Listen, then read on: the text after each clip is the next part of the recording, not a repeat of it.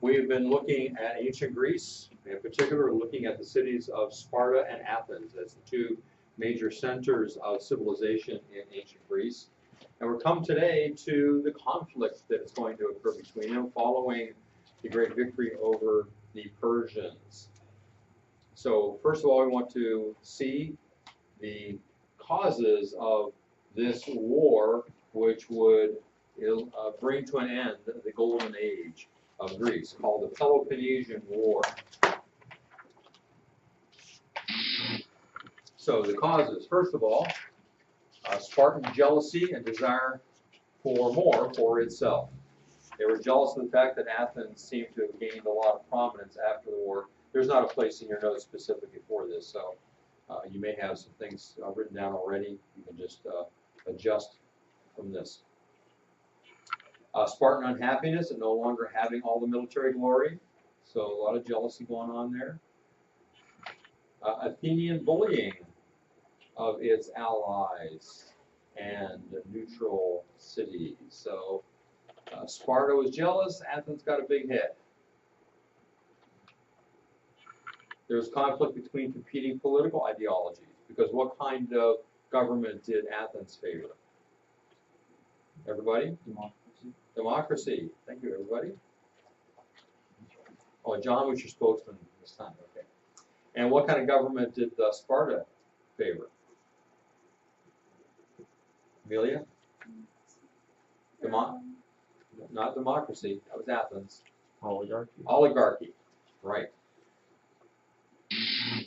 So what are some of the conditions that influenced the war? First of all, the Spartans were getting suspicious and fearful of Athens' economic power and wealth, and were not happy with the 30-year peace that was agreed to between them and Athens.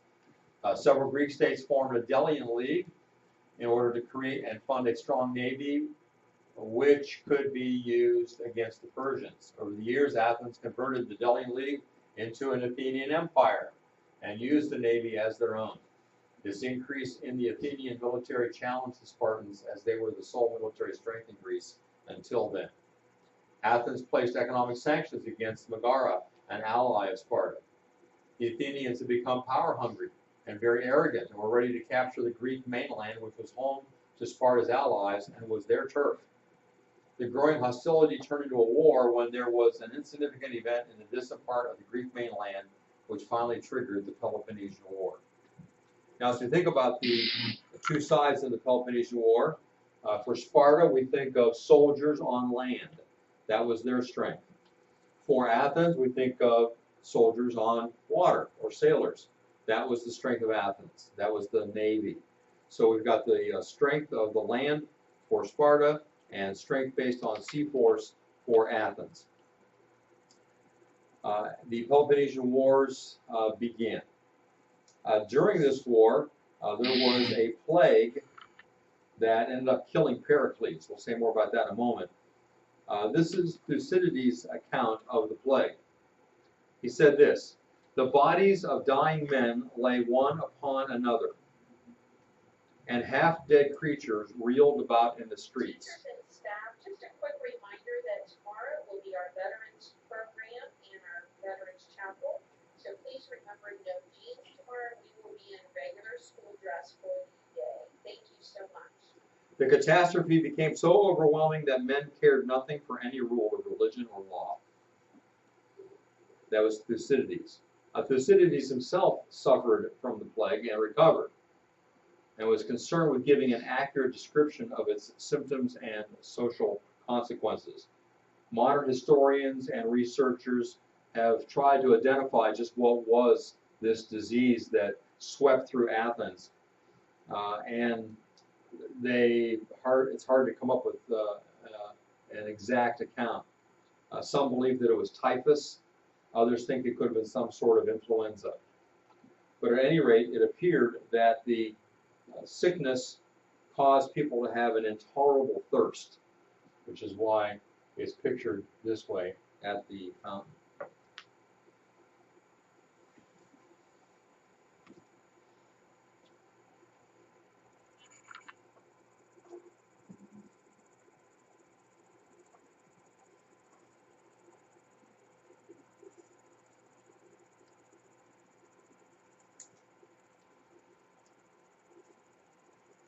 Nothing is happening. Oh, there we go. There's a sculpture that's been done to show the death of Pericles. Oh, that didn't come up. There it is. The death of Pericles. Now, during the fighting, there are a couple of terms that would be helpful for us to understand.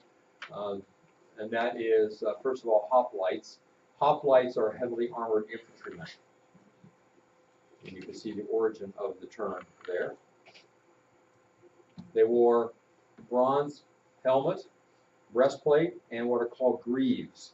Greaves are the chin protectors you see in the pictures soldiers wearing. Principal weapons, called hoplon of a hoplite infantryman, were a long ash wood spear and a short sword, along with a wide, heavy wooden shield reinforced with bronze. Hoplites mean man at arms. Men at arms, those are the hoplites. And they were the main unit in a Greek army. Hoplite training was based more on working in numbers than individually. So in other words, the emphasis was on working as a unit of soldiers rather than going out and fighting individually. And the hoplites formed our next term, and that is a phalanx or phalanx.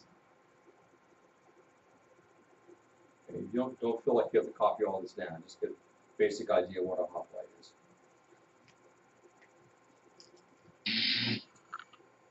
A phalanx was when the hoplites would line up shoulder to shoulder, much like you see here.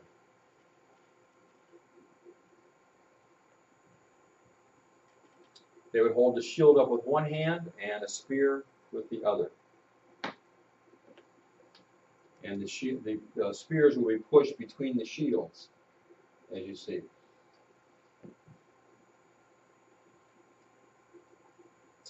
Each rank did this. So the front line, the next one, they all had their spears pointing through in between the shields, with a minimum of 7 ranks. Well, as the enemy would come, what would they see? They would see this wall of shields and spears sticking out. That was rather formidable opposition.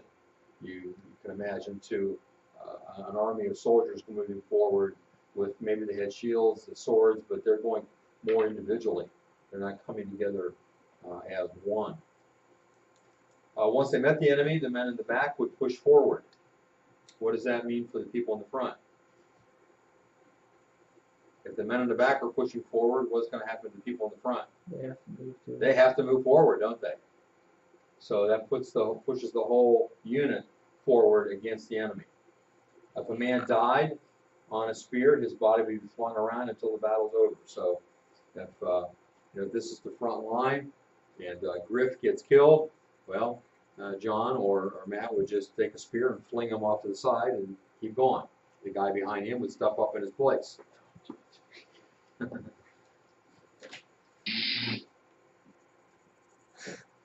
Now here's the date line of when these events took place. First of all, the Peloponnesian War, the first one, begins in 460, lasts about 15 years, and then it ended with a truce. Athens would maintain their empire of the sea, the Spartans their empire on land. The Athenians were very strong on the sea, as we remember, and the Spartans strong on land. In the war, the Spartans outnumbered the Athenians 2-1, but they came to a truce. The peace treaty was made, but it only lasted 14 years, even though it's supposed to last 30 years. In 431, the Second Peloponnesian War began. This was the main and most significant of the 2 wars because it led to the collapse of Athens and resulted in the might of Sparta. In 430 BC is the plague that we just talked about, which claimed the life of Pericles, the leader of the Athenians in the first 2 years of the war. After he died, he was succeeded by Nicias. 421, another peace treaty was signed. because the sides thought they could wear each other down, but since they couldn't, they decided a treaty would be better. Sparta could keep the land it conquered, Athens could keep its allies and continental territories, or land they had on the mainland. And the Athenians were convinced to keep fighting by Alcibiades. Then the Athenians went to Syracuse, where they lost badly. After this, the Athenian army was slowly crumbling. They lost a lot of their harbor and naval fleets, and Sparta took advantage of that and attacked them. Athens finally surrendered in 404. The Spartan general Lysander had captured the whole Athenian fleet the year before. Alcibiades alone had foreseen the danger, but his advice had been ignored. With no fleet left, that was the strong point of Athens. They tried desperately to win support from the few remaining allies that they had, treating with a level of respect and equality that would have been unthinkable only a decade before. So all of a sudden, Athens got nicey nice with their allies. Meanwhile, the Spartans blockaded Piraeus, which is the port city of Athens, with a fleet of their own. The situation seemed hopeless for Athens. Their long road to self-destruction was coming to an end. As the assembly set up a series of show trials to punish their erstwhile leaders, a peace delegation was sent to meet with Sparta. The conditions were severe.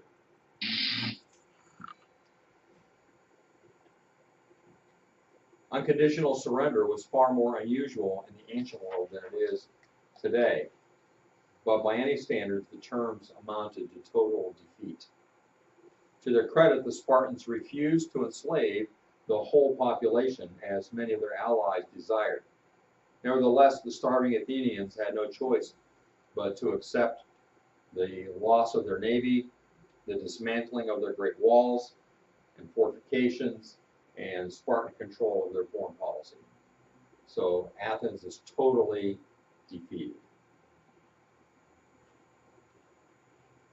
Spartans became the new strength, and interesting enough, restored democracy in 403 BC. The main effect of the war was the collapse of Athens, but the reinstatement of democracy under Spartan rule was an interesting victory in a sense for Athenian perspective. All right, any questions about the Peloponnesian War? The main thing you have to remember about that is who fought it and who won.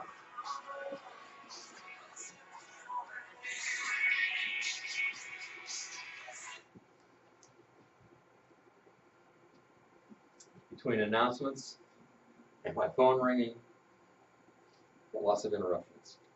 Any questions? There was somebody calling me who said that they would always make sure never to call until after 4 because they knew I was in class.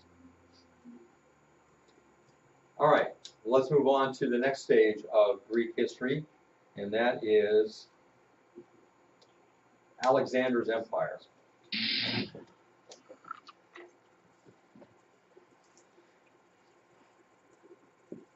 In 338 BC, this is before the Peloponnesian War is over, a man from Macedonia by the name of Philip conquered and controlled all of Greece.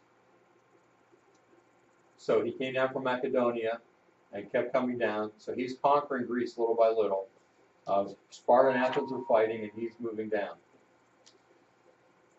Unfortunately for him, he was assassinated 2 years after he had conquered much of Greece in 336 BC. His son, Alexander, was raised culturally Greek. Now, being Macedonian, they were not culturally Greek. They're related to the Greeks. The language is similar, but they didn't have the same ideas, way of living as Greeks down here. But Alexander was raised by the Greek philosopher Aristotle. So he was taught Greek philosophy, taught to think like a Greek. and he takes over for his father. This is a reproduction of an ancient gold medallion depicting the king of Macedonia, Philip II, the father of Alexander. He's the one that elevated the Macedonians into a leading nation in Europe after having defeated all neighboring lands and adding them on to Macedonia. For example, he defeated the Illyrians, the Thracians, the Greeks, the Scythians, and Triballians. The dominance of Greece over Greece was won at a battle in 338 BC, in which young Alexander took part. One author wrote that Europe had never seen a man like King Philip of Macedonia, and called his history of the mid-4th century BC the Philippic history. All right, so here's Philip, his Macedonians invading Greece. There's Philip's head on the coin. They used a phalanx as well. This is the Macedonian version, very similar to what the Greeks did. You can see the spears coming through between the shields. Here's how it worked. You've got spears coming all the way back from 1, 2, 3, 4, 5, like 7 back. Spears were long enough to go through all that way. And if these guys faltered, then these guys had spears, they would bring them down. And so there was a large unit of men that were fighting, just moving forward with their spears against the enemy. Here's a brief look at the history of what was going on in Greece and what was happening in Persia, because Persia is going to be the big enemy here. Remember, Persia tried to conquer Greece earlier. At the time of Philip, we have Artaxerxes III ruling in Persia. At the same time, Hippocrates dies, considered the father of medicine. By 338, he's controlling all of Greece. And what did Artaxerxes doing? He was killing all his brothers and sisters. He reconquered Egypt, but he's poisoned by his son. His son takes over, and his whole family is murdered, and he was poisoned. Darius III takes over, who is the grandson of the brother of Artaxerxes II. And so you can see the decline of the Persian Empire, and eventually it's destroyed. But what's happening in Greece at the same time? Well, Philip gets murdered, and then Alexander takes over and immediately prepares to carry out his father's desire to invade Persia and defeats Darius III to destroy the Persian Empire. Okay, that's a brief look at what's happening with Greece and Persia. In visiting Greece this past summer, we all came upon a place that was the tomb of Philip II. It looked like a big mound of dirt that we went into. You know, it was dug out, we went into it, and that's where his tomb was. For hundreds of years, no one knew what that mound of dirt was. Somebody finally discovered it was a tomb, and it was the tomb of Philip II. So kind of interesting to be in there. Difficult to take any pictures, but here's an example of some of what they found in there. These gold chests and gold leaves that were around throughout the tomb. When Alexander was 12 years old, he had an interesting experience. He observed a black stallion that a man wished to sell, but neither Philip, Alexander's father, nor his friends could ride him. Philip was about to send the man away, along with his horse, when Alexander approached the group and criticized them for letting such a fine steed get away. Well, they laughed at him. Said, nobody can ride this horse. And they asked him if he thought he could ride. You think you can do better, Alexander? And he said, yeah, I think I can. So he was challenged to make good on his boast. And he agreed that he would ride the horse if, that when he rode it, he got to keep the horse. Well, they thought, there's no way this kid's going to do this. But he had noticed something. He noticed that when they were trying to ride him before, that the horse was afraid of his shadow. And so he simply maneuvered the horse so he could no longer see his shadow, and whispered soothing words to him, mounted him, and rode. And so he got to keep it. He named the horse Bucephalus, and this stallion became an excellent war horse and performed well for Alexander throughout his career. Now let's look at the conquests of Alexander the Great. Alexander consolidated Philip's forces when he was 20 years old. Now we remember from the book of Daniel, Daniel chapter 8, that Daniel had a dream where Persia is shown as a two-horned ram. Remember what the two horns stand for? What are they? The Medes and the Persians, right. And a victorious ram came from the east. This ram was victorious, coming from the east, and pushed its way westward, northward, and southward, which represented the Persian conquests. The longer horn representing Persia, the stronger of the two. Interesting that Marcellinus, a 4th century historian, stated that the Persian ruler bore the head of a ram as he stood in front of his army. So apparently God picked the right symbol for this dream that Daniel had. Daniel then saw a one-horned goat coming from the west. And who did that represent? Who do you think? Who are we talking about now? Greece, Alexander the Great. And rushed toward this ram, smashed it to the ground, and stomped it to pieces, which is what happened between Greece and Persia. Now, another interesting thing is that historical drawings depict a one-horned goat as the symbol for the ancient Greek armies. Daniel saw this powerful horn suddenly broken and divided into 4 pieces. We'll get to that in a minute. In another place, chapter 11 of Daniel, Daniel prophesied the rise of Alexander. Okay, this is how it happened. Alexander crossed the Hellespont. Remember, we had Darius and Xerxes going the other way, trying to cross the Hellespont to get into Greece. Alexander's coming eastward to cross over into Asia Minor. And this brings about the end of the Persian Empire. He defeated the Persians at Granicus in 334. He routed them again at Issus in November of 333. Victory in this extremely mountainous area opened up all of Asia. So he comes across here, the Hellespont. You can see he moves down this direction. Goes down here to Issus, right here, and that opens up all the rest of this, defeating the Persians there. And then he defeated them for good at a place called Arbela, which I'm not spotting. And then he continued to expand the Greek Empire. Having defeated the Persians, there was really no one standing in his way. Now, one of the things he does on his way to eventually come over in this area and defeat all of those people, first he goes down this direction because he wants to take over Egypt, but along the way he comes to the city of Tyre. Do you remember the city of Tyre?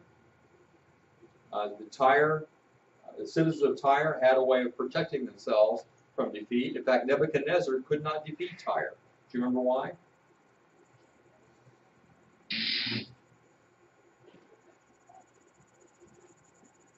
The citizens of Tyre, when an enemy came, would simply vacate to an island off of the coast.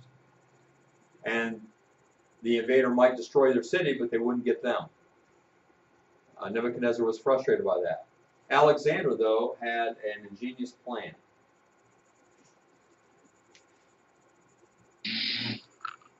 Alexander instructed his soldiers to destroy the city, and instead of allowing the rubble to remain there, he said, throw it into the sea. And they kept throwing it into the sea until they eventually built a causeway out to the island, 200 feet wide. They built it from the remains, from the destruction of the city of Tyre.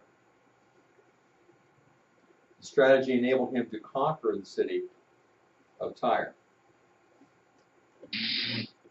There's another map showing the causeway, and where there once had been a harbor here. Here's maybe how it looked. Building the causeway out on the water, and he's got these siege engines here ready to break down the walls of Tyre. This is what the island looks like today. This used to be water. So here's the mainland, here's the island. At one time, this was water, and Alexander built the causeway out here. Now this has all been filled in with land, so you can no longer, this is no longer an island. This may be how it looked to the Tyrrhenians as they saw Alexander coming forward. Now they put up a good fight. They were shooting arrows at them. They had ships attacking them, and so on. But it was just a matter of time before Alexander was able to defeat them. He killed 8,000 of them and enslaved 30,000.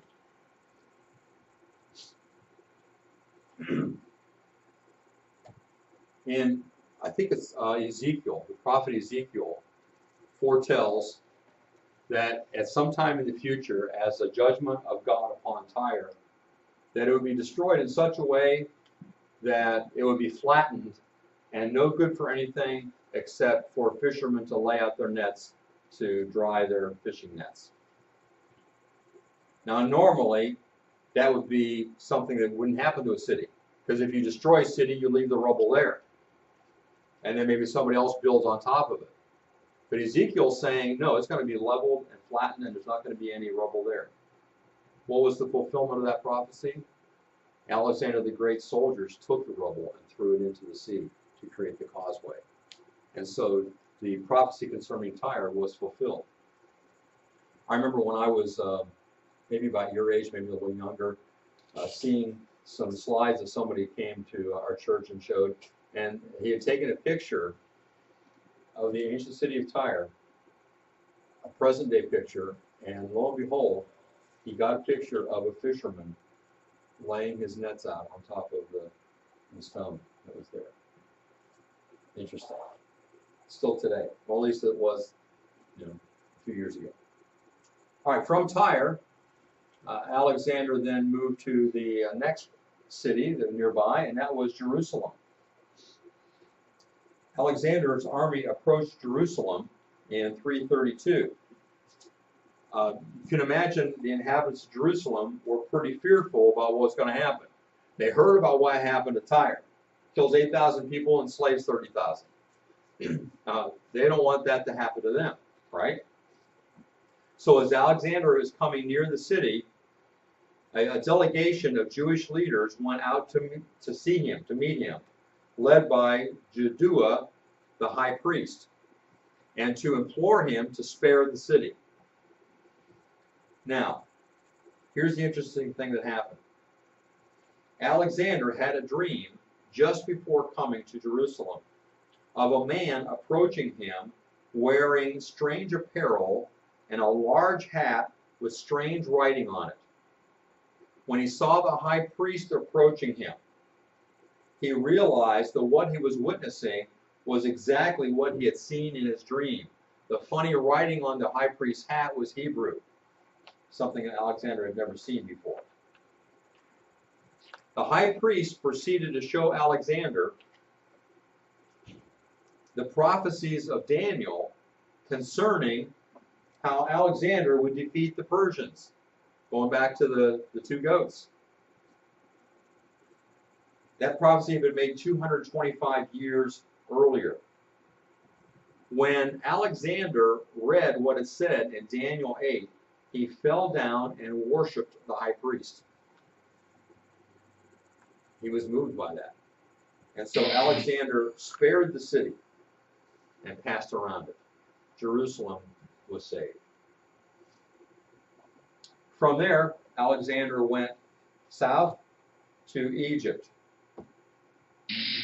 He was welcomed in Egypt. And there he built a city which he named Alexandria, with walls that were 6 miles around.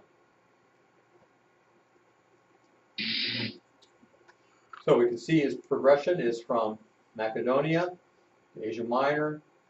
Here's the Battle of Isis, comes down to Tyre, destroys Tyre, bypasses Jerusalem, and then comes down to Egypt.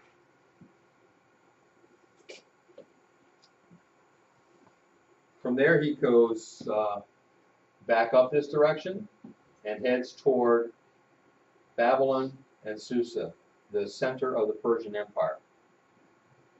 And he defeats Darius III, finally taking the city of Babylon. Then he continues on this way, so this direction, Parthia, Bactria, on over to India. There at last he was compelled by his battle-weary troops to return westward to Babylon, 327. They basically said, we've been on the move for several years, we're tired.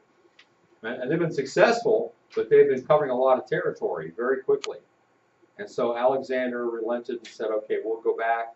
He was planning on going back and setting up a government in all the places that he had conquered. But at the Indus River, he wept because he had no more worlds to conquer. Well, he returned to Babylon, as you can see from the direction here. He comes back to Babylon and had plans to rebuild the city to its former glory. Now, in 6 or 7 years, he had accomplished the most dazzling military conquest in human history. But it didn't last. So next we come to the division of Alexander's empire. And that takes place because Alexander was celebrating and possibly had malaria. Scholars are not certain as to what actually killed him, but he also was involved in a drunken orgy. Some think that he simply succumbed to his own vomit. Some say he had malaria. Not really sure what happened. But he died at the age of 32. He was the mighty king of Daniel 11, verses 3 and 4. The question for the next 20 years is who would succeed Alexander? Who's going to take his place? And in 301, the empire was divided among his 4 generals. Remember the horn of the goat that was broken into 4 pieces? That's the 4 generals. And we see them talked about in prophecy of Daniel 11, verses 5 and following. So the first general is Ptolemy I Soter, and he was given the area of Egypt and Palestine. This map doesn't show it belonging to him, but it did originally. Seleucus Nicator took Syria and Mesopotamia. Antipater and his son Cassander took Greece and Macedonia. The infant son of Alexander III, Alexander the Great, was Alexander IV, and he was born of the Persian princess Roxana. He was kept under Cassander's custody, but was murdered in 310 BC. His uncle, Philip Arrhidaeus, who was an illegitimate brother of Alexander and also mentally deranged, had already been assassinated prior to this. So anyone related to Alexander is being taken out little by little. So there were no descendants or blood relatives to succeed Alexander himself. And the prediction given in Daniel that it would not go to his descendants found fulfillment. And then the 4th one was Lysimachus, who ruled Asia Minor. So 4 generals, one generally in this area, this area, this area, and this area. 4 generals divide the empire. And remember the animals that were depicted in Daniel that were evidences or emblems of the different nations. Do you remember what the animal was for Greece? Think back. What was the animal that depicted Greece in Daniel's dream? Well, not that dream. The dream where he has all the nations. Remember the first one symbolizing, well, they didn't do Babylon. The bear was what? The lopsided bear was Persia. And what's the next one? What? I can't hear you. The winged leopard. Yeah, the winged because he moved so fast. Alexander went very quickly to conquer. And then what else was there about the leopard? It had more than one head. How many? 4. 4 heads, standing for the 4 generals. Again, prophesied hundreds of years before it happened. So there are 4 generals to take over from Alexander. Lysimachus in Asia Minor.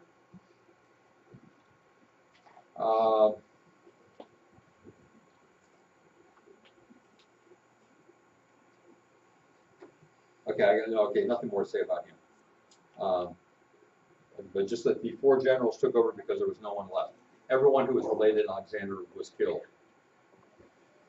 including his half-brother, his legitimate son, Alexander, and he had an illegitimate son named Hercules that also was killed. And so that's the end of the empire, so short-lived, of Alexander the Great. This is eventually what happens is that the Ptolemaic kingdom and the Seleucid kingdom become the most powerful of the 2 generals, and they end up fighting against each other, and that's going to provide a major section of what we'll be looking at in the future.